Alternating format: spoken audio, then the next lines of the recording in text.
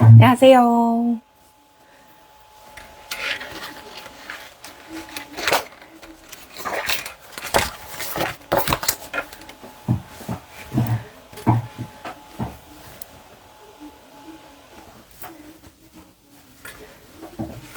안녕하세요. 안녕하세요. 소리 잘 들리나요? 소리 들리면 말씀 좀 해주세요. 소리 들릴까요?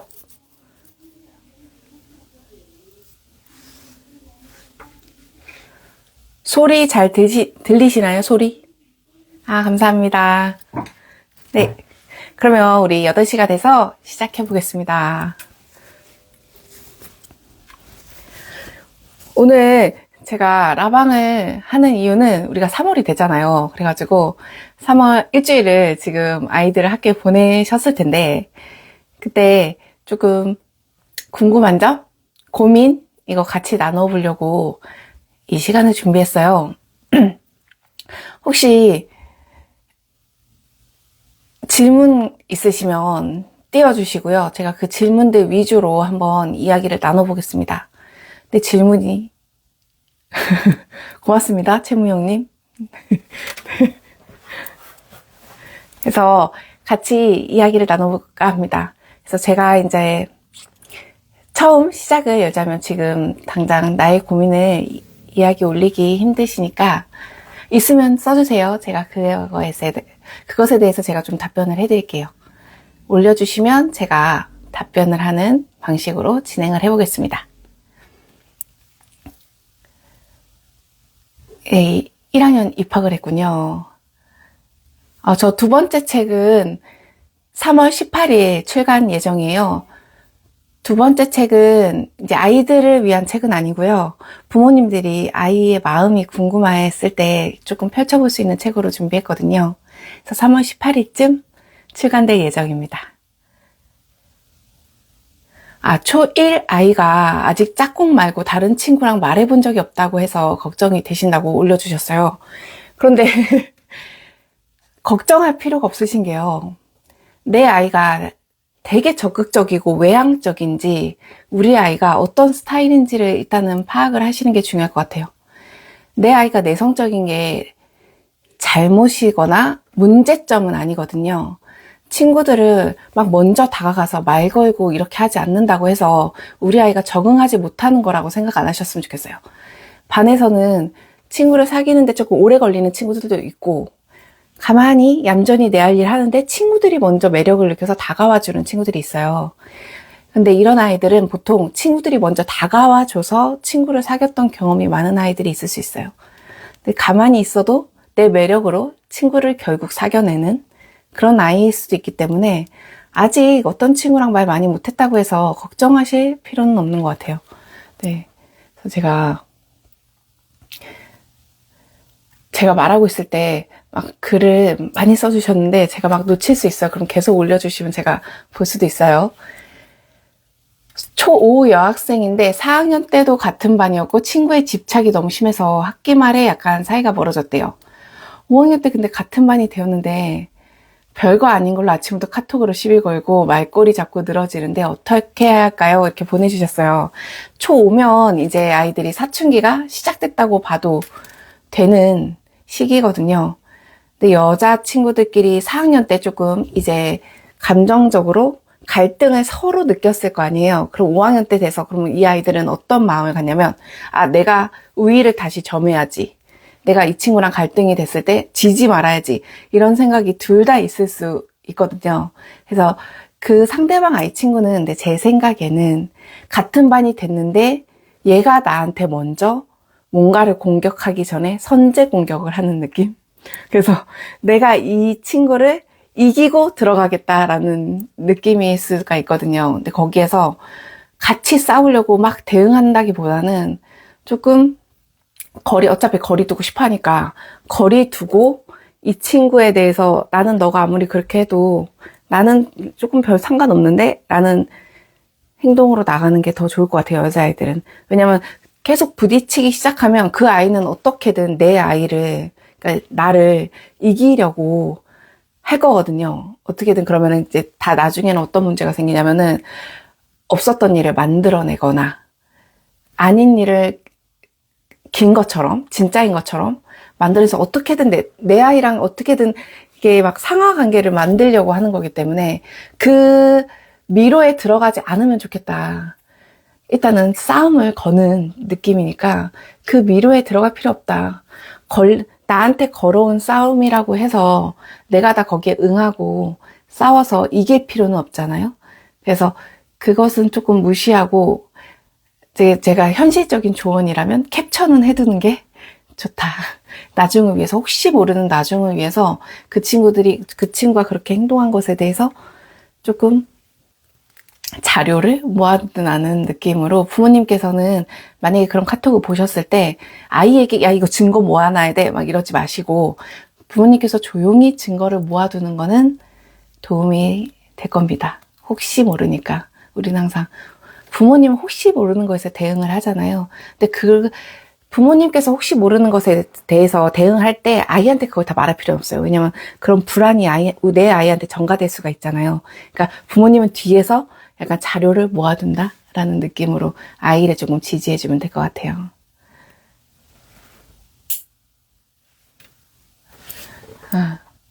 그리고 이번에는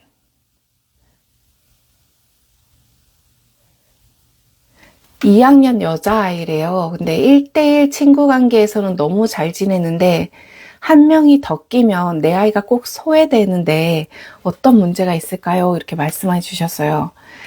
근데 그 1대1일 때는 괜찮은데 여러 친구들이랑 놀 때 소외되는 느낌이 든다라는 거는 아이의 생각일까요? 부모님의 생각일까요? 이게 일단 중요하고 아이는 그렇게 생각하지 않는다면은 부모님께서 지금 과한 걱정일 확률이 높다. 그리고 만약에 근데 아이가 느끼는 소외감이다 라고 하면은 아이가 혹시 친구한테 바라는 정서적인 교감이 또래 아이들 사이에서 행해지는 정서 교감의 수준보다 훨씬 높게 측정되어 있을 수도 있어요. 이제 2학년 정도면은 얘랑 친하다가 얘랑도 얘기하고 서로 신경 써주는 사이는 아니거든요. 2학년 아이들은 상대방 감정을 되게 신경 써주기에는 너무 어려워요. 그러니까 내 아이가 다른 친구들에 대해서 신경 쓰는 것보다 다른 친구들은 좀 더 편하게 친구를 만나는 아이일 수도 있어요. 그렇기 때문에 이럴 때는 내 아이의 기준을 조금 낮춰주는 게 중요해요. 너의 말을 다른 친구들이 못 들었다고 해서 그거를 그냥 넘어갔다고 해서 너를 싫어하거나 너가 소홀해진 건 아니야. 근데 그 아이들이 그 당시에 다른 것에 대해서 집중하고 있을 때 너가 싫지 않더라도 너가 너무 제일 좋더라도 친구들은 그럴 수 있어 라고 아이한테 조금 기준치를 낮춰주는 게 조금 중요하더라고요. 이럴 때는 소외되는 게 아닐 수도 있다. 이것을 만약에 어떤 한 명의 주동자가 있어서 그 무리에만 가면 소외돼요 이러면 그 무리의 문제일 수는 있는데 어딜 가도 그런 감정을 느낀다면 아이가 너무 친구에게 나에게만 집중해 라는 기준이 조금 높이 잡혀 있는 애가 아닌가를 일단 내 아이를 체크해 보는 게 훨씬 중요한 것 같아요. 네. 그래서 이제 친구에 대한 기준치를 조금 낮춰주는 게 내 아이의 마음에 훨씬 도움이 될 거다라고 말씀드릴 수 있겠어요.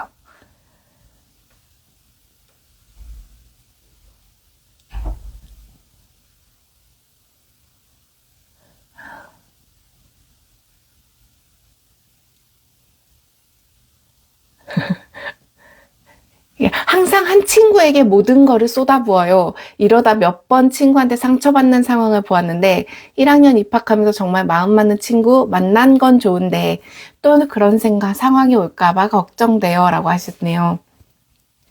근데 이 친구는 일단은 단짝 친구 개념이 훨씬 중요한 친구죠. 여러 친구들이랑 노는 것보다는. 근데 이 친구도 마찬가지예요. 내 단짝 친구가 다른 친구와 친해졌을 때 그거를 견딜 수 있는 힘이 필요해요. 너랑 나랑 사이가 너무 좋다고 해서 너랑 나랑만 만나야 되는 건 아니다. 이 친구 저 친구 다 만날 수 있지. 너도 그렇고 그 친구도 그래. 그런 거에 대해서 상처받지 않아야 되는 좀 마음가짐을 내 아이가 먼저 갖는 게 중요해요. 아까도 말했듯이 1학년이면은 다른 사람에 대한 배려가 어려운 나이잖아요. 내 아이가 그 친구를 너무 좋아한다고 해서 그 친구도 그 100%로 내 아이를 좋아하지 않을 수 있다. 그거를 내 아이가 받아들이는 데는 조금 시간이 필요하죠. 그래서 1, 2학년 때는 이런 상처받는 경험이 너무 좋은 경험이에요, 사실은. 왜냐면 내가 친구를 사귀는 방식이 다른 친구들과 조금 결이 맞지 않을 때 쉽게 상처를 받는다면 최대한 어렸을 때, 저학년 때 그런 상처의 경험을 많이 겪고 나서 3, 4학년, 5, 6학년 때 조금 그 상처에 대해서 무뎌지거나 잘 현명하게 내가 대처할 수 있는 상황이 오는 게 훨씬 부모님께서도 안 힘들고 아이도 안 힘들어요. 그러니까 저학년 때 그 친구에 대해서 막아주려거나 어떻게 하려고 하지 마시고 그렇게 친구를 사귀다가 상처받는 경험을 겪었을 때 이거는 그렇게 상처받지 않아도 되는 일이야 라고 안심할 수 있는 부모님이 안전기지 역할을 해주시는 게 훨씬 중요해요. 내 아이가 상처받는 거에 대해서 그러니까 괴롭힘이 아닌 이상, 학교폭력 정도의 사건이 아닌 이상 내 아이가 상처받는 거를 너무 부모님께서 두려워하시면 안 돼요. 왜냐하면 인간관계는 상처를 주고받을 수밖에 없잖아요. 우리가 사실은 세상에서. 왜냐하면 나랑 100%잘 맞는 사람은 남편도 이제 와이프도 그런 사람은 찾기 힘들잖아요. 우리가 근데 그런 거에 대해서 상처를 5를 줬는데 100을 받는 사람이 있고 5를 줬을 때 1을 받는 사람이 있는 거잖아요. 그럴 때 내 아이가 어떤 삶의 방향으로 가면 좋겠어요. 당연히 100을 줘도 1만 받는 사람이 됐으면 좋겠잖아요. 그럴 때 저학년 때 그런 상처를 받는 게 훨씬 좋고 인간관계에서 그런 상처를 받고 왔을 때 부모님이 이거는 그래도 너의 삶에서 큰일이 아니야. 너를 해치는 일이 아니야. 라는 안정감을 주는 게 아이에게 훨씬 뜻깊고 되게 필요한 경험이 될 거라고 말씀드리고 싶어요. 저를 귀엽다고 해준 아이 너무 고맙습니다. 이 나이에 귀엽다는 말을 듣네요. 감사해요. 또 뭐가 있을까요? 지금 제가 놓치는 게 계속 있을 수 있어요. 지금 댓글을 제가 계속 보는데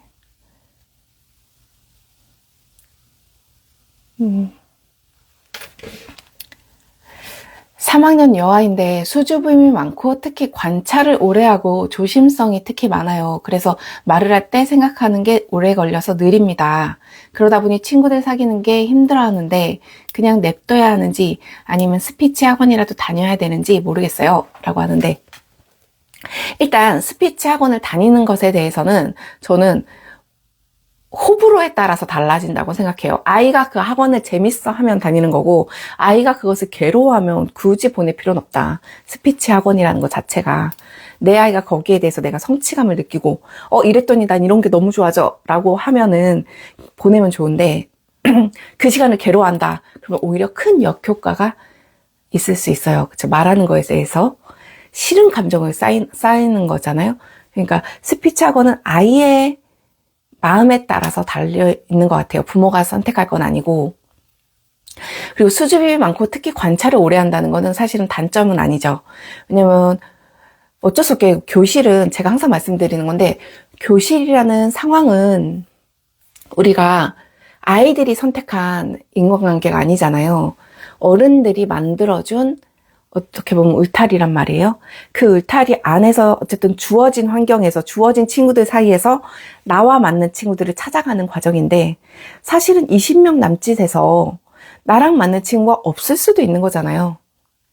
그게 잘못은 아니고 우리가 사회생활 하면서 회사를 다녀도 회사 다니면서 나랑 진짜 친구하고 싶다 하는 친구를 못 만날 수도 있는 거잖아요. 근데 우리 아이들은 이 교실 안에서 어떻게든 내 친구를 만들려고 노력을 한단 말이에요. 근데 이게 사실은 성공할 수도 있고 성공하지 못할 수도 있는 문제인 건데, 우리가 어른들이 항상 아이들한테는 교실에 친구가 당연히 있어야 되는 거 아니야? 친한 친구 당연히 만들어야 되는 거 아니야? 라고 아이들한테 은연중에 강요 아닌 강요를 하고 있진 않나를 생각해 보셔야 돼요. 그래서 만약에 올해 친한 친구를 못 만났어. 그러면 아이가 실패한 게 아니라 너와 맞은 친구를 발견을 못한 거예요. 그 교실에서.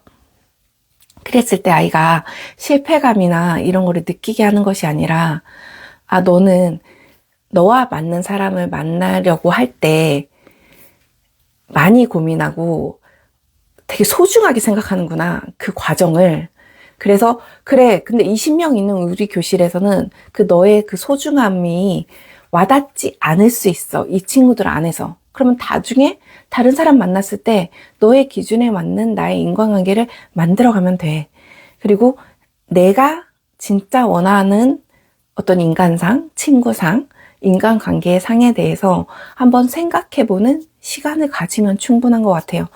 아이들이 이제 왕따 같은 괴롭힘이 아니라, 내가 진짜 교실에서 내가 원하는 인간관계 상을 못 만들었다고 해서 저는 아이들이 절대 실패감을 느끼지 않았으면 좋겠어요. 그건 실패도 아니고, 주어진 환경에서 어떻게든 내가 친구를 만들려고 노력했는데 잘 안 된 거고, 그거에 대해서 나는 왜 친구가 없을까? 나는 내 성격에 문제가 있나? 라고 생각하지 말고, 조금 내가 생각하는 친구는 무엇인가? 그리고 나중에 내가 만날 수 있는 사람들은 어떤 사람일까? 약간 계획하는 기회로 만들어줬으면 좋겠어요. 교실에서의 경험들이 어떠한 것도 아이에게 실패감을 주지는 않았으면 좋겠는 저의 나름의 철학이 있습니다. 그래서 그 1년 동안 친한 친구를 못 만났다고 해서 아이가 인간관계에서 실패한 건 아니니까요. 그리고 그런 어떻게 보면은 시행착오를 겪으면서 아이가 진짜 사람과 사람을 대하는 거를 배워 나갈 거라고 믿어요. 부모님들이 관심을 갖고 우리 아이에 대해서 진심으로 고민하고 진심으로 대화를 해주면 아이는 결국 나와 맞는 사람들을 곁에 둘 수 있는 사람이 될 거다라고 믿습니다.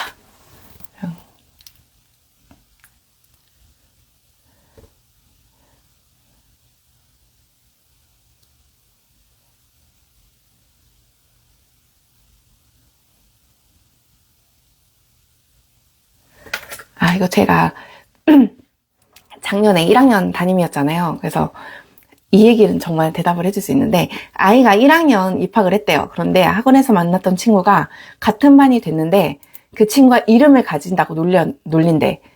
어떻게 대처를 하면 좋을까요? 선생님께 이야기를 해야 될까요? 스스로 방법을 찾게 해줄까요? 이렇게 말씀하셨는데, 지금 입학한 지 일주일이잖아요. 그리고 친구들의 성향이 다 다르겠죠. 근데 그 친구가 이름을 놀린다는 것이 어떤 의미인 것 같아? 라고 아이랑 같이 고민해보는 시간이 꼭 필요해요. 엄마, 그 친구는 나를 싫어해서 나를 친구들에게 창피 주려고 뭐 놀리는 것 같아. 라고 말한다든지, 엄마, 그 친구는 그냥 이 친구 저 친구한테 다 놀리는 친구야. 라고 한다든지, 아니면 나랑 친해지고 싶은 것 같긴 한데 걔가 그러는 게 너무 짜증나 라고 한다든지, 아이가 그 친구가 왜 그런 행동을 하는지 한번 생각해보는 시간을 갖는 게 너무 중요해요. 그래서 만약에 이 아이가 나를 괴롭히려고 하는 것 같아, 일부러 그러는 것 같아, 나를 놀리는 것 이외에도 나를 계속 괴롭혀 라고 한다면 담임선생님과 상담이 필요할 수도 있는 문제고요.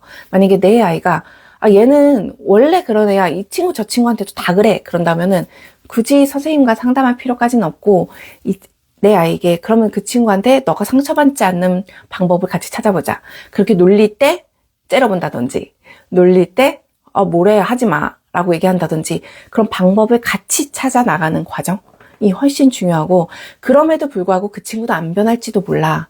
근데 그 친구가 그런 성향으로 인해서 엄마는 너가 상처받는 거는 원하지 않아. 왜냐면 내 자식이니까.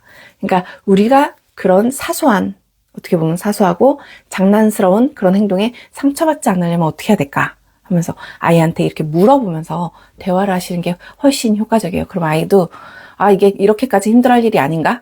아니면 쟤는 왜 저러지? 이러면서 보면서 그게 나에게 상처 줄 만한 행동은 아니구나 라고 느껴나가는 과정이 꼭 필요해요. 1학년이면. 네, 그 친구의 의도를 한번 생각해보는 시간을 함께 가져주시면 좋을 것 같아요. 바로 뭐 해결하고 그 친구를 너무 못된 사람이라고 막 하고 그건 괴롭힘이야 라고 하실 필요 없고, 1학년 남자아이들이면 그냥 진짜 친해지고 싶어 할 때 그런 경우도 있거든요. 그러니까 그 친구의 의도를 함께 한번 생각해보면 좋을 것 같아요.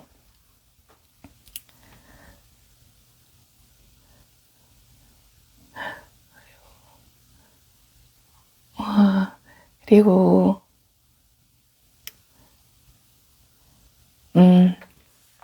아들이 이번에 중학교 입학을 하신대요. 근데 자기 마음을 너무 표현 안 해요. 그냥 속상한 일 있거나 고민이 있는 게 보이는데도 겉으로는 별일 없다는데 웃기만 해요. 그리고 말을 해보려 하면 말의 주제를 바꿔버리며 자기에 대한 문제나 이야기를 하면 피하더라고요.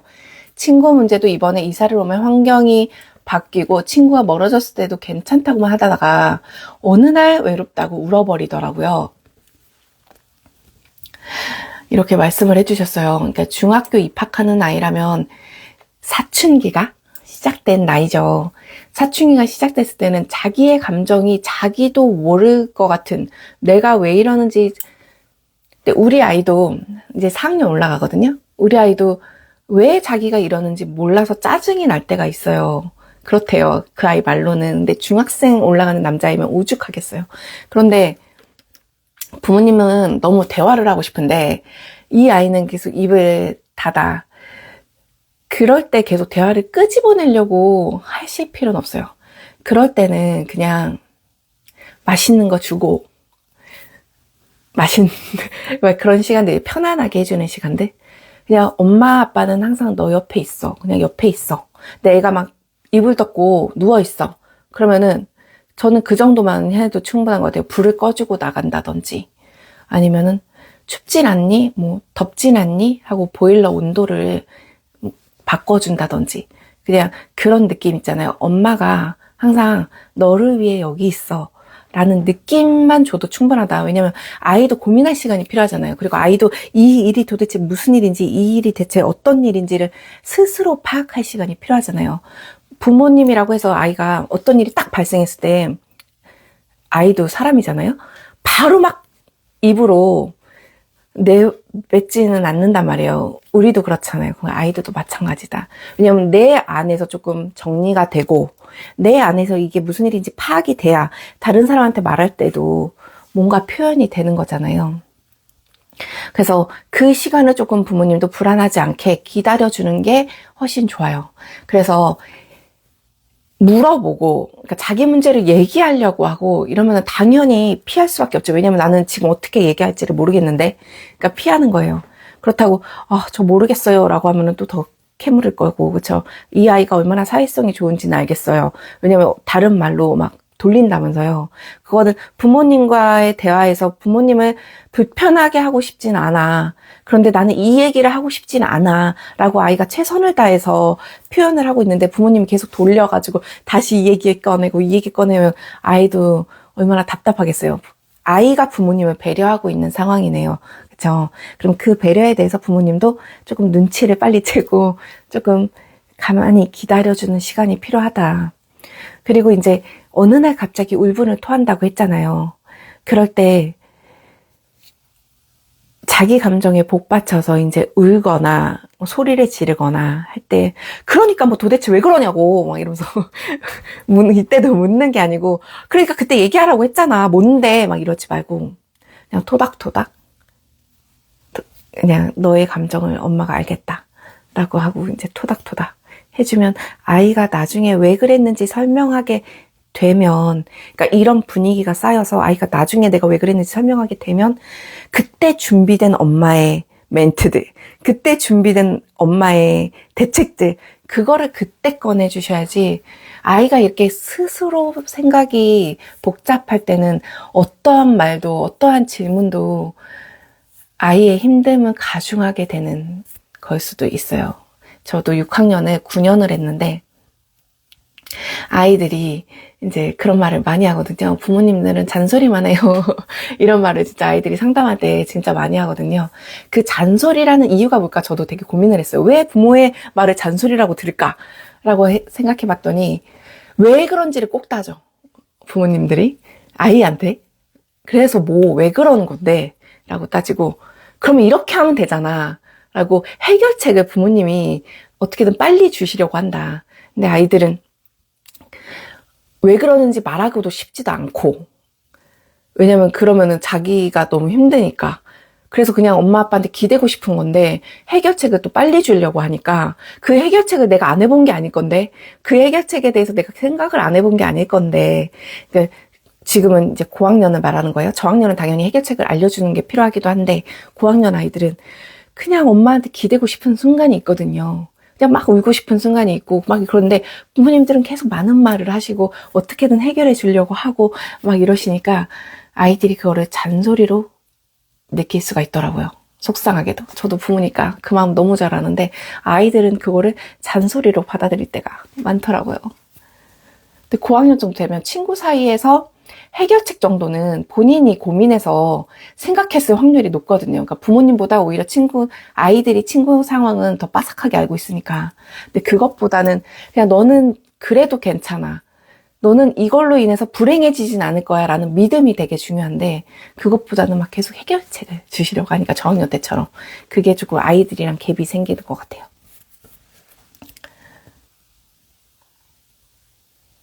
맞아요. 캐묻듯이 물어보는 거는 정말 아닌 것 같아요.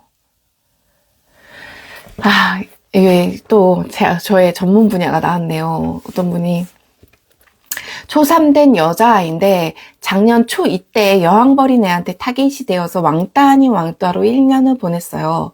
새학기가 되고 작년 같은 반이었던 아이 2명 정도가 올해 같은 반이 되었어요. 여왕벌 아이는 다른 반. 지금 자신감이 너무 떨어지고 친구들과 어울려 하고 싶어 하니 다가가기 힘들어요. 그리고 자기를 빼고 논다면 짜증 섞인 속상함을 표현해 어떻게 조언하면 될까요? 라고 되었어요. 이제 새학기가 된 지 고작 일주일밖에 안 지났잖아요.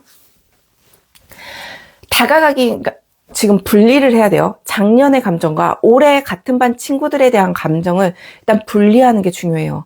왜냐하면 제가 항상 말씀드리는 게 이런 아픔을 겪은 아이들이 부모님들이 진짜 경계해야 될 게 피해의식이에요, 사실은. 왜냐면 다른 친구들은 그냥 다른 친구들이랑 먼저 친했을 뿐인데 지금 일주일밖에 고작 안 됐는데 다른 친구들끼리 논다고 그 친구들이 나한테 악의가 있다고 생각하시면 안 되고 아이도 다른 친구들이 나를 싫어한다고 생각하면 안 되는 시기잖아요. 고작 일주일이잖아요. 다른 친구들이 먼저 친할 수 있죠, 당연히. 여기서도 나왔듯이 먼저 다가가기 힘들어 하잖아요. 그러면 너가 다가가지 않아서 내가 먼저 친구들한테 마음을 열기가 쉽지 않은데 다른 친구들이 어떻게 내 아이에게 마음을 열겠어요. 그쵸? 그게 티가 날 거란 말이에요. 그러니까 아이에게 다른 친구들이 너가 싫어서가 아니라 너가 조심스러워하는 행동 때문에 다른 친구들도 나에게 쉽게 다가올 수가 없는 거야.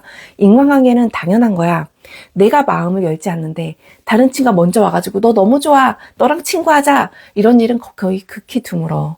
근데 너가 지금 두려워하는 마음은 알겠어. 그런데 다른 친구가 지금 너에게 하는 무관심이 너가 싫어서라거나 작년처럼 누군가가 주동해서 한다고는 생각하지 말자. 인간관계에서는 그건 너무 당연한 일이다 라고 작년의 감정과 올해의 감정을 분리시켜주는 게 일단 제일 급선무예요. 왜냐면 아이가 피해의식이 쌓이기 시작하면 어떠한 행동도 오해하게 되거든요. 그 오해가 다른 사람한테 티가 나잖아요. 그럼 다른 친구들은 이 아이를 피할 수밖에 없어요. 왜냐면 항상 오해받는 입장이 될 수도 있는데 요즘은 학교폭력이다, 괴롭힘이다, 우리 아이들도 그거에 대해서 되게 조심스러워 하거든요. 모든 아이들이 대부분. 그러니까 피해의식이 있다는 느낌이 드는 순간 친구 사귀기가 힘들어져요. 그러니까 이거는 정확하게 분리를 해줘야 되고 지금 힘듦은 당연한 건데 다른 친구한테 그 감정을 옮겨가진 않았으면 좋겠어 라고 정도로 아이에게 그걸 계속 설명해 주시는 시간이 필요하다. 그리고 여왕벌 아이 친구와 이제 다른 반이 됐으니까 그 여왕벌 아이 친구와 우리 반의 인간관계 다 친할 수는 없잖아요. 그러니까 그 안에서 너는 빠져나온 거야 라고 안심시켜주는 시간이 너무 필요하다.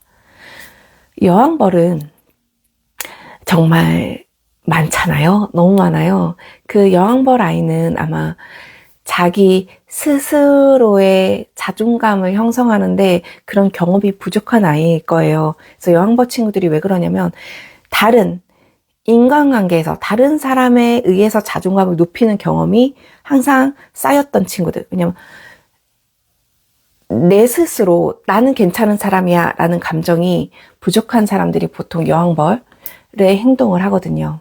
그래서 어떻게든 속여서 어떻게든 다른 사람을 괴롭혀서라도 다른 사람한테 인정받고 테두리 안에서 내가 대장 역할을 해야 되고 항상 나는 관심 받아야 되고 나는 중심에 있어야 안심이 되는 거예요. 왜냐면 내 스스로 나는 잘난 게 없다고 생각하니까 내 스스로 나는 불완전한 사람이라고 느끼니까. 근데 그런 아이들이 사실은 심리치료가 많이 필요해요. 애정결핍의 확률도 높고. 그래서 이런 여왕벌 아이를 무서워할 필요가 없다. 여왕벌 아이는 어떻게 보면은 결핍, 불안 이런 게 높은 친구들이다 라고 여왕벌 아이가 왜 그런 행동을 하는지 생각해 보면은 무서워할 필요가 없어요. 그럼 무서워하지 않게 되면 나를 그 사람 내 감정을 내 스스로 그 사람보다 위에 서게 할 수 있죠. 그러면은 이 사람에 대한 두려움 없고 나는 이 사람보다 위에 있다고 스스로 위에 있다고 해서 함부로 행동하는 게 아니고 내 감정 내 위치를 내가 위로 올려놓고 시작을 하면은 기죽는다거나 상대방에게 감정을 휘둘린다거나 이런 일이 많이 줄어들어요. 그래서 다른 친구가 느끼기에도 쟤는 조금 단단한데? 당당한데? 라는 거를 우리가 분위기로 풍겨줄 수가 있게 되면은 아이가 이런 친구들을 만났을 때 그렇게 힘들지 않게 보낼 수가 있게 되죠. 그러니까 이제 제가 3월에 나오는 책의 내용에 한 챕터가 아예 여왕벌 얘기가 있어요. 그러니까 부모님들이 잘 모르는 교실 속에서의 여왕벌 아이들이 어떤 과정으로 친구들을 통제하고 어떤 과정으로 친구들을 악역을 만들고 하는 게 되게 자세하게 나와 있거든요. 제 경험이기도 하고 교실에서 많이 본 경험. 부모님들이 깜짝 놀라실 거예요. 그 책을 읽으면 교실에서 이런다고? 라 하는데 진짜 고학년 담임을 맡은 선생님들이 읽어보면은 맞아. 우리 반에도 있어. 막 이런 일들이 있거든요. 그랬을 때 부모님들이 해야 할 역할, 교사가 해야 될 역할은 그 안에서 상처를 받더라도 그 상처가 트라우마까지 발전하지 않고 내가 어떻게 살아가는지에 대해서 방향성을 줄 수 있는 경험으로 끝마무리가 되도록 해주는 게 너무 중요한 거예요. 그 여왕벌 아이를 세계에서 막 다 없애줄 수는 없잖아요. 우리 아이랑 막 다 떨어뜨려 줄 수는 없잖아요. 그런데 그 여왕벌 아이의 심리를 치료해주고 정서를 치료해주면서 다른 친구들도 그 여왕벌 아이와의 경험이 다른 인간관계에서 또 발현되지 않도록 해주는 게 너무 중요하죠. 그러니까 지금 봤듯이 인간관계를 들어가기 전에도 기죽는다든지 이런 것들은 빨리 부모님께서 도와주셔야 돼요. 필요하다면 심리 상담도 받아보는 것을 저는 추천해요. 심리 상담을 너무 어렵게 생각하지 마시고요. 아이가 부모님에게도 터놓지 못하는 비밀들을 아예 모르는 어른에게, 근데 믿을 수 있는 어른이야. 그리고 내 비밀을 지켜줘. 이런 어른에게 터놓을 수 있는 경험은 정말 그러니까 심리적으로 힘들어하는 아이들한테 좋은 경험이 되거든요. 부모님한테도 말하지 못하는 그런 일들이 아이들에겐 있거든요.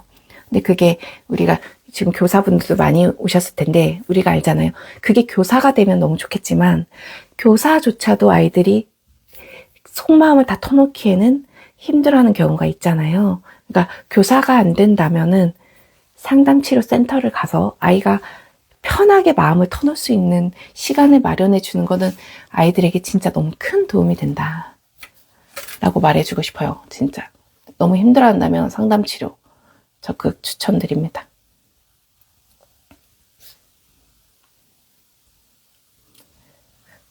이거는 진짜 좋은 질문을 해주셔가지고 이제 1학년 신입생입니다. 특수 친구가 같은 반이 되었는데 자꾸 나가고 소리를 치는 것 같아요. 특수 친구를 도와줄 수 있는 건 선생님의 역할이겠지만 아이에게도 어떻게 대해줘야 하는지 혹은 어떻게 어울리며 지내야 하는지 조언해줘야 할까요? 이렇게 너무 예쁜 마음이시죠. 아이에게 이 친구와 어떻게 지내야 될까를 말해주고 싶다라고 했는데 일단 1학년이면 나를 챙기기도 너무 힘든 시기라서 특수 친구를 도와주는 것까지는 힘들 수 있어요. 아이에게 막 도와주라고 하면은 도와주다가 서로 다치기도 하고 도와주다가 오히려 도와줬던 친구가 상처를 받는 경험도 있고 이래가지고 꼭 도와줘라고 얘기하실 필요는 없어요. 제 생각에는. 어떻게 하냐면은 그 친구가 왜 그러는지 어떤 상황인지 그러니까 자폐 스펙트럼이라면 그 자폐 스펙트럼에 대해서 아이에게 설명을 해주는 거예요. 이런 아이들은 이런 문제가 있고 이런 어려움이 있어. 이런 친구야. 라고 이제 알려주고 그 친구를 그래서 미워할 필요는 없어. 그 친구 때문에 너무 힘들면 잠깐 너가 다른 방법을 찾아야 돼. 그러니까 그 친구 때문에 힘들지 않도록 하는 것만. 그 친구를 미워하는 마음이 안 생기게 하는 것까지만 해도 1학년 아이들에게는 너무 큰 교육이에요. 그리고 너무 고마운 거고요.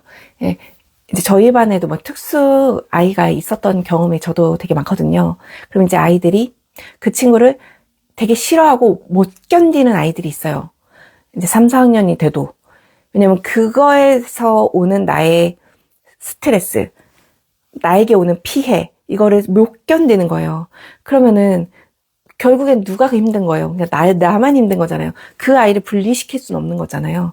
어떻게든 그 안에서 적응을 하면서 살아가야 되는데 그 안에서 너무 내가 스트레스 받으면 3학년이 되든 4학년이 되든 5학년이 되든 그럼 내 아이만 힘들어지니까 1학년 때 할 수 있는 거는 제일 좋은 건 그 아이를 미워하지 않는 마음, 그리고 그 아이가 어떤 상태인지 이해하는 마음, 그리고 내가 그 안에서 스트레스 받지 않게 나름의 방법을 찾아가는 것. 이 세 가지가 제일 중요한 것 같아요. 그러면 앞으로 이런 도움이 필요한 친구와 같은 반일 때 내 아이가 그것 때문에 힘들 일은 없을 거예요. 저 방법을 찾아 나가야 되는 거죠.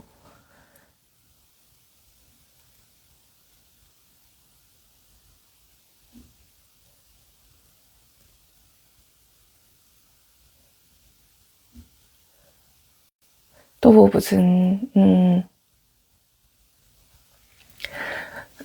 너무 도움드리고 싶어서 이거 한번 읽어볼게요.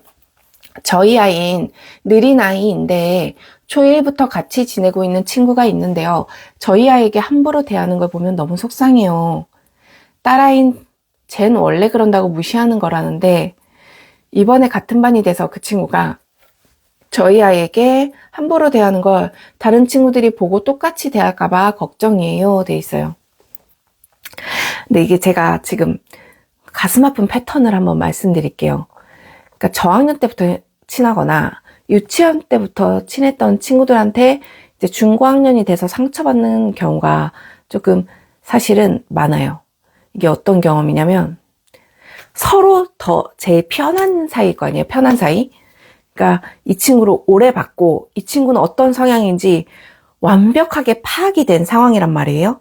근데 이제 중고학년 때까지 얘랑 너무 잘 맞아서 단짝으로 인생 친구처럼 지내면은 이거는 해피엔딩인데 그렇지 않고 한 아이를 자기가 다른 친구들을 사귐에 있어서 약간 쉬운 상대로 어떻게 보면 이용하는 경우가 있어요. 왜냐면 내가 제일 잘 아는 사람이죠. 그리고 내가 어떻게 됐을 때 어떻게 얘가 피드백이 오는지, 리액션이 오는지 너무 잘 알고 있죠. 그래서 정서적으로 조금 인간관계를 맺을 때 조금 이 친구를 이용하는 친구가 있을 수는 있어요. 왜냐면 다른 친구들이 볼 때 얘한테 대하는 행동으로 내가 조금 우위에 설 수 있어. 왜냐면 나는 조금 센 사람이야. 너네는 함부로 하지 마. 이러면서 이 친구를 대하는 모습으로 다른 친구들한테 보여주거나 이 친구를 이용해서 다른 친구들한테서까지 우위에 점하려고 하는 상황이 생각보다 있어요. 그래가지고 어렸을 때부터 칠했는데 어떻게 그래? 나는 그래도 얘 좋아 라고 하면서 거기에 대해서 계속 끌려가는 친구들이 생각보다 흔하더라고요. 많더라고요.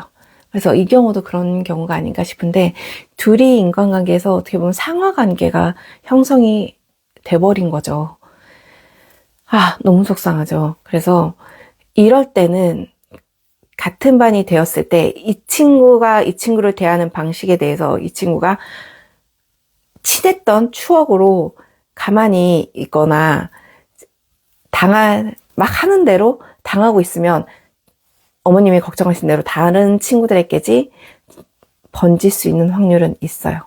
그렇기 때문에 내 아이에게 이 친구가 좋은 감정, 이 친구랑 친하고 싶은 감정은 인정을 해주되, 이 친구도 너가 좋아하는 것처럼 이 친구도 널 존중하고 좋아해줘야 그게 친구 관계가 이루어지는 거야. 나만의 감정으로 이루어지는 건 아니야. 내가 아무리 좋아해도 상대방이 나를 싫어하거나 상대방이 나를 친구로 인정 안 해주는 관계도 있어. 그럴 때면은 슬프게도 친구를 떠나 보내줘야 되는 상황도 있을 수 있지.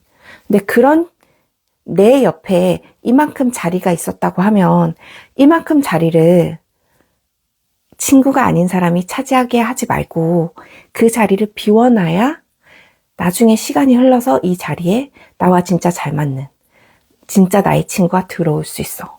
그러니까 나를 친구로 대하지 않는 사람을 계속 그 자리에 억지로 앉혀두지 마.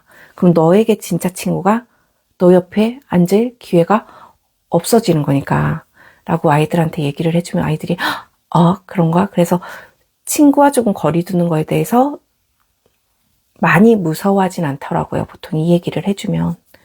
그래서 그 친구에게 이렇게 대하지 마라고 눈빛으로든 말로든 행동으로든 표현을 해보고 그래도 안 된다면 이런 경험도 있어야 너에게 진짜 좋은 친구가 찾아올 거야 라고 말해줬으면 좋겠어요. 저는 굳이 그 옆에서 계속 상처받으면서 나만 좋은 친구로 계속 지낼 필요는 없다고 내 자식이라면 저는 단호하게 말해줄 거예요. 저도 우리 아이 1학년 때 이런 친구가 있었거든요. 제 인스타에도 한번 올렸었는데, 제가 이런 경험을 왜 잘하냐면 저희 아이 1학년 때 제가 휴직을 했었어요. 그래서 동네 엄마들 막 놀이터에 같이 나가고 했는데 한 아이가 우리 아이만 술래를 시키는 거예요. 저희 아이도 조금 또래보다 작고 약간 애기 같고 막 이랬거든요. 첫째가.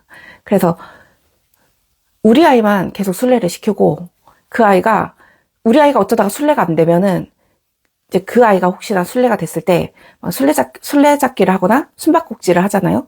그러면은 우리 아이가 숨어 있는 거를 뻔히 알면서도 우리 아이는 끝까지 안 찾고 냅둔 다음에 다른 애들 다 찾고 난 다음에 막 다른 애들이랑 다른 놀이를 해버리는 거예요. 우리 아이는 계속 숨어 있고 막 이런 경험을 저도 제 눈에서 봤거든요. 그래서 저는 그 아이한테 물어봤어요. 우리 땡땡이한테 왜 그러는 거야? 라고 제가 물어봤어요.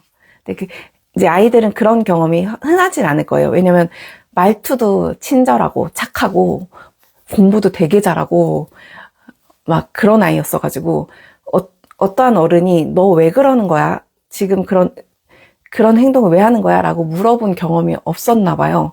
그래서 땡땡이한테 왜 그러는 거야? 땡땡이가 속상할 거 너 알고 있잖아. 라고 말했더니 당황하더라고요. 그래서 걔가 우물쭈물해서 다른 친구들이 그러면 다 재밌어해요. 라고 대답을 하더라고요. 그래서 그때 이제 다른 친구들을 저는 불렀어요. 이렇게 혹시 땡땡이가 땡땡이한테 이렇게 하는 행동이 재밌니? 라고 물어봤더니 다른 친구들이 네? 왜냐면 1학년은 다른 친구가 다른 친구를 괴롭히는 거를 눈치채지 못할 확률이 높거든요. 그러니까 속상함을 알 수 있는 눈치 빠른 아이는 흔하지 않아요. 다른 친구들은 당연히 몰랐죠. 그러니까 땡땡이는 속상한데 너 혹시 땡땡이가 속상한 이런 일들이 너희가 혹시 재밌니? 얘는 너희들을 재밌게 해주려고 이렇게 하는데 혹시 너네가 재밌지 않으면 땡땡이가 이런 행동을 안 할 수 있을 텐데 혹시 괜찮니? 라고 했더니 다른 친구들은 아예 모르니까 네, 막 이런 그랬던 경험이 저도 있거든요. 네, 어쨌든 그 친구랑은 좋게 끝나진 않았어요. 그래서 저는 내 아이가 그런 저학년, 이건 저학년 얘기예요. 고학년은 저는 개입하는 거는 그렇게 조심스러워야 된다고 생각하고, 저학년일 때는 빨리 그 관계 안에서 그 감정, 그러니까 이거는 어떻게 보면 괴롭힘이잖아요. 저는 괴롭힘이라고 생각하거든요. 그때는 내가 꺼내줄 수 있는 상황이라면 꺼내주는 게 맞다고 생각해요. 특히 엄마들끼리 친한 사이에서 그런 경험을 한다면 저는 그 엄마들이랑 손절을 하더라도 내 아이를 그런 취급받게 그 상황에서는 냅두지 않는 게 전 좋다고 생각해요. 굳이 저학년 때는. 왜냐면 내 아이가 갈등을 겪는 게 아니고 일방적으로 이제 괴롭힘을 당하는 상황이라면 굳이 그 관계 안에서 내 아이만 노력하게 하는 거는 저는 그렇게 하고 싶진 않아요. 이기적일 수 있는데 저도 부모님들한테 상담할 때 도덕적인 것과 내 아이를 위함의 사이에서 고민을 해야 될 때가 있잖아요. 근데 그 도덕적인 선이 다른 사람을 해치지 않고 다른 사람을 상처 주지 않고 다른 사람에 대해서 나쁜 짓이 아닌 이상 내 아이의 보호가 우선이 되어야 된다. 내 아이가 모든 사람에게 좋은 사람일 필요는 없고 나 또한 이 동네 엄마들에게 좋은 사람일 필요는 없으니까요. 나쁜 사람은 안 되지만 좋은 사람의 필요는 없어요. 그렇죠? 너무 속마음까지 제가 얘기를 하는데 이거는 교육자로서 얘기하는 게 아니고요. 같은 엄마로서 말씀드리는 거예요.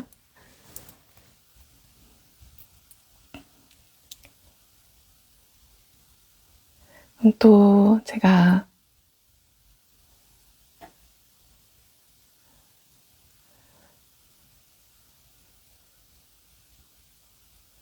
심리 상담이라면 위클래스 말고 학교 밖 기관을 말씀하시는 걸까요? 물어보셨는데 저는 위클래스도 당연히 되게 좋은 선생님들과 상담 진짜 전문가들이시거든요. 그런데 어쨌든 시간의 한정이 있잖아요. 내 아이가 가져갈 수 있는 시간의 한정이 있잖아요. 그러면은 위클래스를 만약에 받고 계시다면 위클래스 선생님하고 같이 의논을 하는 거예요. 혹시 우리 아이가 조금 더 상처 치유가 많이 필요한 것 같다. 이제 외부 상담 기관에 상담을 하는 게 도움이 될까요? 라고 위클래스 상담 선생님과 의논을 하는 거는 너무 좋아요. 그럼 진짜 어디 가보세요. 추천해 주시는 선생님들도 있고 어떤 상담으로 어떻게 가가지고 처음에 시작할 때 우리가 초진처럼 상담할 때 부모님 상담도 하고 같이 어떤 일인지 막 알잖아요. 그럼 그거에 대해서 위클래스 선생님이 자료를 준비해 주시는 경우도 있거든요. 그러니까 외부 심리 상담 센터를 가기 전에 위센터 선생님과 상의하고 어떤 방향으로 상담을 진행할지를 같이 의논하는 건 정말 도움이 될 거예요. 네.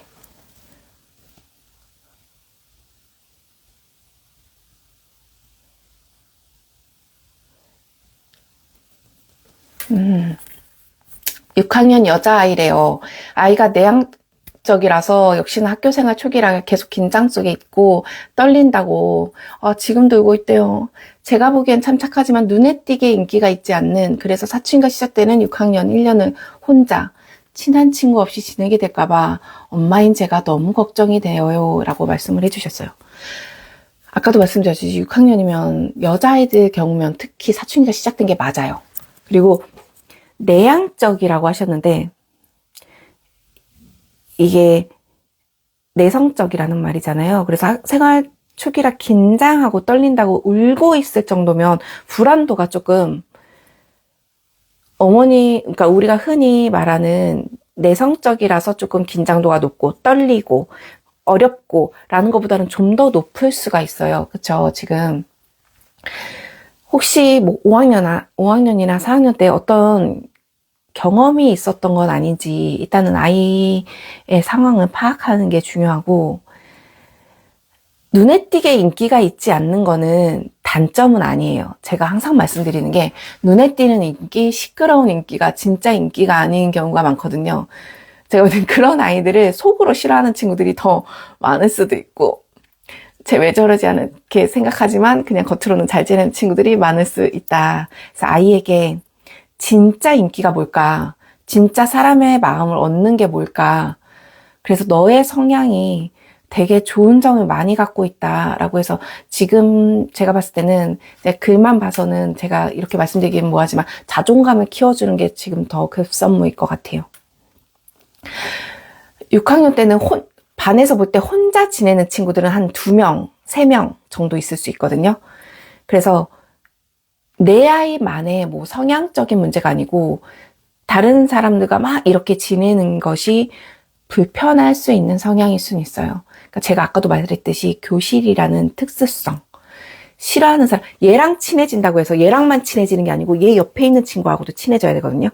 얘랑만 놀 수는 없어요. 근데 얘랑은 너무 안 맞을 수 있어. 얘랑은 좀 괜찮은데 얘랑은 너무 안 맞아서 같이 놀 때 너무 힘들어. 막 이런 아이들이 있거든요. 그러면 그 아이들은 혼자가 되는 걸 선택할 때가 있어요. 왜냐면 이 친구까지 포기하게 되는 거죠. 왜냐면 저 친구가 너무 힘드니까.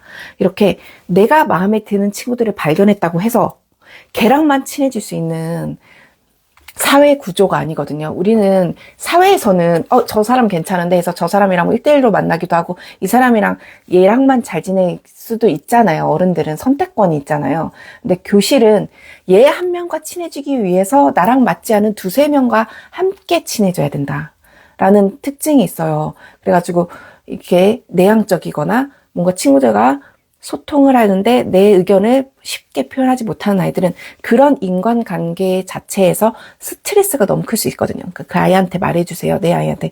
만약에 내 아이라면 저는 너가 지금 힘들어하는 게 너의 기질적인 문제가 아니고 당연할 수 있는 거야. 왜냐면은 교실은 이러한 사회거든. 근데 그게 엄마는 너의 단점이라고 생각하진 않아. 왜냐면 나중에 어른이 됐을 때는 되게 현명하게 인간관계를 맺을 수 있는 스타일이거든. 근데 지금은 힘들 수 있어. 지금은 힘들 수 있는데 엄마는 이거를 진짜 겪어 나가면 너는 결국에는 너와 맞는 좋은 사람들과 함께 할 수 있게 될 거야. 이런 힘듦까지 겪어낸 너가 얼마나 나중에 더 좋은 사람을 알아볼 수 있는 눈이 생기겠니? 라고 하면서 아이의 지금 힘듦이 아이의 탓이 아니고 문제가 아니고 그 주변 사람들의 문제도 아니고 그냥 흘러갈 수 있는 문제야 라고 부모님이 조금 너무 걱정하지 않는 대수롭지 않지만 너의 마음은 충분히 공감하고 우리는 이거를 너무 아무렇지 않게 흘러보낼 수 있어 라는 문제로 접근하시면 좋을 것 같아요. 그리고 이 아이가 그런 힘듦에서조차도 조금 벗어날 수 있는 행복한 경험들을 집에서 좀 많이 해주세요. 부모님들이 너무 힘들겠지만 아이가 좋아하는 여행, 영화 막 이런 것들을 부모님이 조금 많이 해주셨으면 좋겠어요. 그럼 아이가 그래 그래도 이렇지. 그래. 그래도 이렇게 행복해. 그래. 주말엔 이렇게 행복해. 이런 행복을 조금 부모님이 힘드시겠지만 그런 경험을 조금 많이 쌓게 해주시면 좋겠다. 그리고 제가 항상 말하는 게 여행이 얼마나 좋은 거냐면요. 우리도 그렇잖아요. 현실에 있던 고민을 잊게 해주잖아요. 여행이라는 게 막, 뭐 먹지? 오늘 뭐 하고 놀지? 막 이런 되게 진짜 원초적인 고민들을 하게 해주잖아요. 그래서 여행이 이렇게 힘들어하는 아이들한테는 정말 좋은 리프레시가 된다. 그래서 여행도 자주 다니시고 아이가 좋아하는 것들을 함께 많이 해주시고 어떻게 보면 친구의 역할을 부모가 해주는 막 그런 말씀 하시잖아요. 중고등학교 되면은 뭐 이제 친구가 더 중요하지 부모가 뭐 해준다고 되나요? 근데 사실 안 그렇거든요. 우리 지금 40이 넘었는데도 부모님 너무 좋잖아요. 너무 힘들 때 친정 가고 막 시댁 가면 그래도 마음에 위안을 받잖아요. 근데 중학생 아이들이 그런 감정이 없을 거라고 생각하시면 안 돼요. 부모님의 그 안식처가 아이들에게는 우리 부모가 생각하는 것보다는 훨씬 큰 효과가 있다. 겉보기에는 그냥 별거 아닌 것 같아 보여도 우리 아이가 이거에 도움이 안 되는 것 같아 보여도 부모님들이 생각하는 거에 제가 말하자면 50배는 효과가 있을 거예요. 아이가 무너지지 않아요. 이렇게 아이를 행복하게 하기 위해서 노력하는 부모님들의 아이는 무너지진 않는다. 결국엔 이겨낸다. 라는 믿음으로 우리가 같이 열심히 살아보면 좋겠어요. 그 문제에 너무 매몰되지 말고 그 문제가 아닐 수 있게. 아이들이 겪는 친구 관계에서의 고민들은 깊게 파고들어서 해결되지 않는 일들이 더 많아요. 그러니까 그 문제가 아이에게 큰 문제가 되지 않도록 해주는 집에서의 그 안정적인 경험들이 아이들에게 훨씬 도움이 될 때가 많더라고요. 네,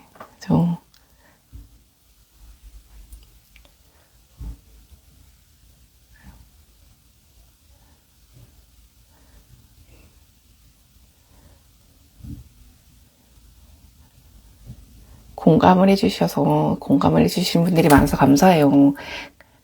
아, 이것도 진짜 심한 고민일 것 같은데요. 친구들이 자기를 안 좋아한다고 생각하는 아이 어떻게 자존감을 높일 수 있을까요? 엄마가 어떤 말들로 도움을 줄 수 있을까요? 2학년 아이래요. 그럼 일단 어머니, 우리 아이의 상황을 정확히 판단하셔야 돼요.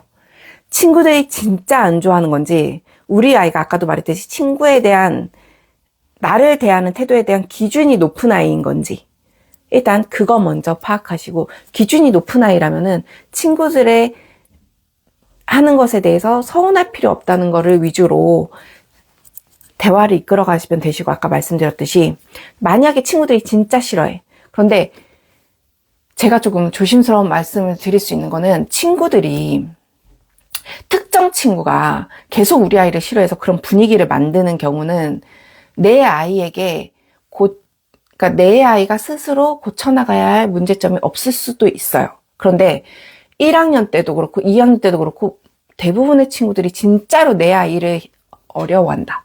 진짜로 내 아이를 힘들어한다. 라고 판단이 되면 내 아이가 다른 사람을 대하는 거에 있어서 문제점이 뭔지 부모님이 좀 파악을 해주셔야 돼요. 2학년 정도면. 그래서 내 아이가 눈치가, 그러니까 예를 들어서 제가 릴스나 유튜브에도 올렸었는데, 친구들이 내 아이를 싫어할 때 보통 교실에서 눈치가 없는 아이, 그쵸? 친구들이 원하는 피드백이 잘 안 나오는 아이들 있을 수가 있고, 좀 잘 삐지는 아이, 아니면은 다른 친구들이 놀이를 할 때 그 놀이에서 계속 뭔가 친구들을 힘들게 하는 아이는 아닌지를 조금 내 아이가 고쳐나갈 수 있는 문제점이 뭐가 있을까 파악해 주는 게 중요해요. 자존감은 우리가 자존감을 키워줘야지 하고 칭찬해주고 이런다고 키워지는 게 아니고, 말씀드렸듯이 약간 다른 사람에게서 인정받고, 다른 사람이 진심으로 나를 사랑해주고, 내가 뭘 해서 사랑하는 게 아니고 그냥 나를 좋아해줘. 그리고 내가 좋아. 라는 경험들이 쌓여서 자존감이 형성이 되잖아요. 부모님은 내가 어렸을 때 쌓여야 되는 경험은, 내가 그냥 살아있는 것만으로도 우리 엄마 아빠는 날 너무 좋아해. 날 믿어줘. 내가 이렇게 하는 거에 대해서 왜 그런지 우리 엄마 아빠는 날 믿어줘. 이런 경험들이 어렸을 때 일단 쌓여있으면 우리가 자존감의 기반을 다졌다라고 표현을 하거든요. 기반을 다져지고, 이제 친구들과의 경험에서는 내가 뭘 했을 때 친구들의 피드백이 계속 왜 저래? 하거나 왜 이래? 라고 하거나 너는 좀 이거 좀 이런 경험들이 쌓이면은 당연히 인간관계 자존감이 낮아질 수밖에 없잖아요. 그러니까 만약에 주변 친구들에 대해서 이렇게 대했을 때 정말 다른 친구들이 우리 아이를 조금 힘들어한다면 그 문제점을 파악해서 그거를 개선해 나가는 방향을 빠르게 잡아주면, 저학년 때 되도록 빠르게 잡아주는 게 훨씬 자존감 형성에 효과적이겠죠. 자존감에 포커스를 두지 말고 내 아이의 살아가는 삶의 방식에 대해서 포커스를 맞춰주셔야 자존감은 따라오는 거지, 자존감만 키워줄 거야 라는 방법은 없어요. 그렇죠? 자존감을 키우는 방법이 따로 있는 게 아니고 내 아이가 삶에서 스스로 나는 괜찮은 사람이야 라고 느끼는 경험들을 쌓여줘야 되는데, 그 기반을 우리가 다져줘야 되는 거죠. 그래서 객관적인 상황 판단이 지금은 필요할 것 같아요. 아이에게 진짜 도움이 될 만한 상황이 뭐냐면, 만약에 사회성이 조금 부족하다면 그 사회성을 키워주기 위해서 담임 선생님과 뭐 함께 의논을 한다든지 아니면은 집에서 혹시 너무 아이 위주로 내 아이 위주의 가정 환경은 아닌지, 그러니까 다른 사람의 상황을 생각하고 다른 사람 입장을 좀 생각해보고 다른 사람 눈치도 좀 봐보고 막 이런 경험이 조금 부족한 아이는 아닌지 한번 판단해 보실 필요는 있을 것 같아요.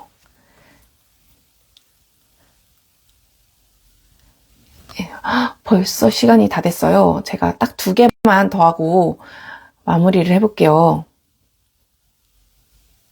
아이고야, 지금 선생님 모든 아이에게 욕하는 아이 어떻게 대처해야 할까요? 돼 있어요.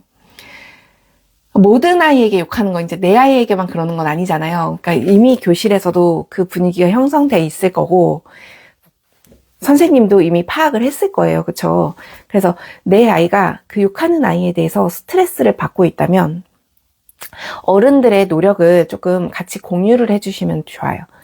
어른들의 경험을 어떻게 공유해주냐면 선생님이 그래서 이런 걔한테 계속 지도를 하고 있는데 바로 한 번에 괜찮아지기는 당연히 힘들겠지. 예를 들어서 감기를 치료하는데도 우리가 약을 먹고 일주일 정도는 지나야 낫는데 계속 습관화된 이런 성향은 고치기는 정말 힘든 거야. 그래서 어른들이 이렇게 노력하고 있어. 그리고 그거에 대해서 너가 상처받지 않게 어떤 일들을 하고 있어. 그러니까 뭐 땡땡아 그거에 대해서 너가 되게 상처받지 말고 그게 잘못됐다는 걸 누구나 아니까 너가 당연히 그러지만 해도 걔는 안 고쳐질 수 있어. 그런데 그걸 욕을 했을 때 그건 너의 잘못이 아니고 너의 일이 아니라는 마음을 조금 가져보자. 그 아이의 문제지 나와 함께 있는 문제는 아니야.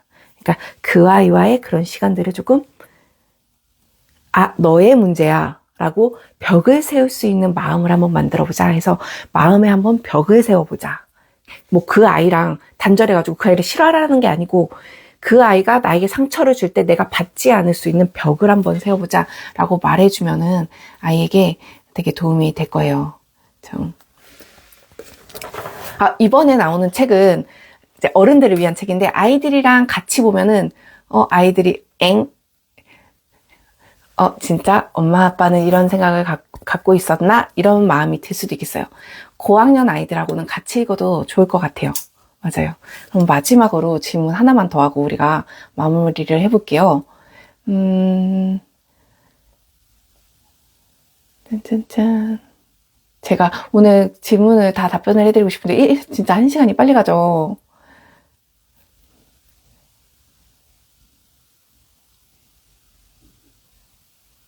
어머마 지금 11살인 아이래요. 그래서 친구들이 저희 아이 포함 3명, 지금은 2명에서 저희 아이 옷 물통을 숨겨서 찾다가 수업 시간이 늦어서 선생님께 혼나기도 하고 함부로 필통에 있는 물건을 들고 가버리고 근데 제가 항상 말씀드리는 게 제가 보통 부모님들께 내 아이를 이렇게 케어해라, 내 아이를 컨트롤해라 이런 얘기들은 이런 심각한 괴롭힘이 아닌 경우의 말씀이에요. 부모님의 개입도 신중하셔라. 이럴 때는 개입하지 마셔라. 이렇게 말씀드리는 것도 정확한 학교 폭력 정도의 괴롭힘 수준이 아닌 경우를 말씀드리는 거예요. 유튜브에도 막 오해를 하시는 분들이 있더라고요. 가해자를 어떻게 하지? 왜 피해자인 우리가 하나요? 막 그럴 때. 그러니까 저의 말은 가해자, 피해자가 명확할 때의 말이 아니고 아이들이 인간관계에서 충분히 겪을 수 있는 일에 대해서 얘기하는 건데요. 이 경우는 괴롭힘이잖아요. 학교폭력이잖아요. 아이가 스스로 해결할 수 있는 수준의 문제는 아니에요. 이거는 부모님께서 적극적으로 나서셔야 되고 제도적으로 도움을 받아야 하고 학교에 적극적으로 알리셔야 돼요. 저는 이 정도 수준은 내 아이의 물건을 훔쳐서 이런 일들이 발생하고 그렇죠? 남의 물건을 빼앗는 것은 범죄잖아요. 이런 일들이 반복된다 하면 아이들이 지우개 숨겨서 봐봐요. 저학년 아이들이 뭐 지우개 숨겨서 너 지우개 어디 있게 하고 금방 돌려주는 거 이런 것들이 아니고 이거는 괴롭힘에 기반한 어떻게 보면은 약탈이라고까지는 그러지만 빼앗는 행위잖아요. 저는 이 경우에는 적극적으로 부모님이 나서셔서 내 아이를 보호할 거라는 아이에게 확신도 주고, 주변에게 내 아이를 보호하는 부모가 있어 라는 거를 알려주실 필요가 있다. 저는 이런 거는 안 참을 것 같아요. 참지 마세요. 선을 넘었잖아요. 그 선을 넘었을 때는 단호하게 대처해 주셔야 돼요. 저는 그렇게 생각합니다. 네. 아름다운 얘기로 끝나지 않는 경우들이 당연히 있죠. 근데 그 아름답지 않은 이야기라고 해서 부모님들이 너무 착한 것도 저는 아니라고 생각해요. 아닐 때는 무슨 수단을 쓰더라도 아니라고 알려줘야죠. 그쵸?